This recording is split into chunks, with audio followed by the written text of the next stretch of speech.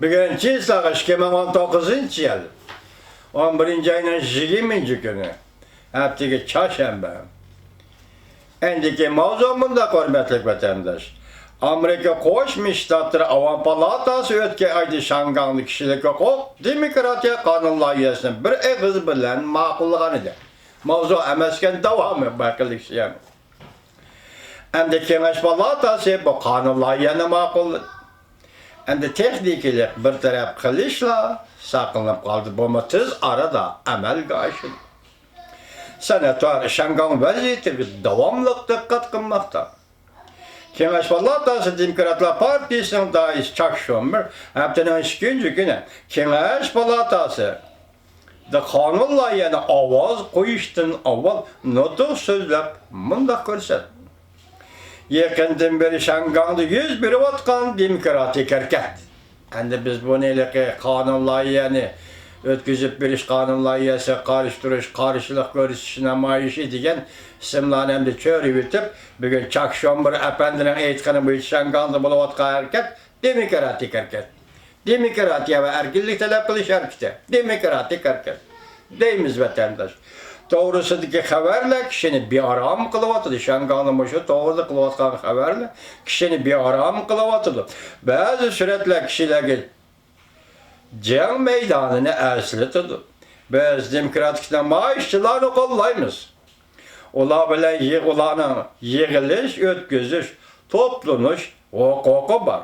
Hem de hükümetin özünün hukuklarını kaytırıp elişini talep kılış hukuku var. Dedi Senatör Chuck Schumer. Cumhuriyetçiler Partisi'nin mensubu Roger Wicker haftanın 2. günü Twitter'da fikir kaldırıp mındak dedi. Şanganlı saylamını bekar kılış doğrusu tahdis siliş demokratiyanı göreve alğanlıktır. Şuna bugün Şangan kanunu del vaxtıda makullandı. Senatör Ted Cruz Twitter'da fikir kaldırıp mındak gösterdi. Şanganlı zorbalık özlüksüz örülmekte. Erkinlikni kolga keltirişinin sebepleri hiç kaçan mındak kesken bolgan emas. Bütün dünya şangan sakçılarının okuguçılığın numussuzlarca hücum kılıvatkanlığını gördü.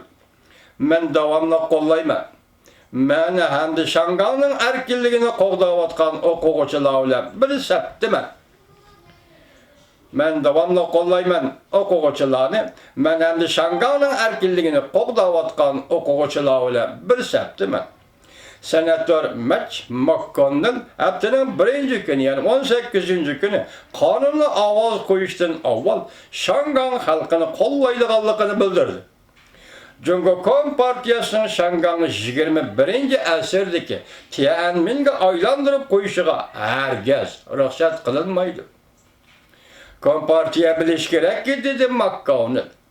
Eğer ola Şangan'ı 21. senatör McConnell eğer ola Şangan'ı 21. əsrdeki Tiananmen'e aylandırıp koyduğun bolsa bu katem hem de oyla. Afet karakterlik zərbi uçraydı. Bu katem keçirenler ola hem de afet karakterlik zərbi uçraydı. Bu noktada Amerika unutmaydı. Hem de Cumhur'un bütün dünyadaki sadi şeriklerimi unutmaydı. Birleşken Devletler Teşkilatı Şangan hükümetinin Şangan Tabipelle Üniversitesi işçilik insanperverlik kerizesinin tezlik bilen el kılışın çakırık kıldı.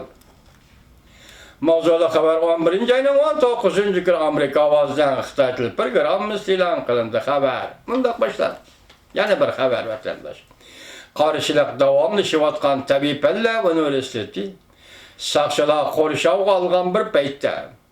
Cenvet Birleşken Devletler Teşkilatı Kişilik Hukuk Komiteti Yukarı Derecelik Vali İşhanesi haftanın 2. günü yani 19.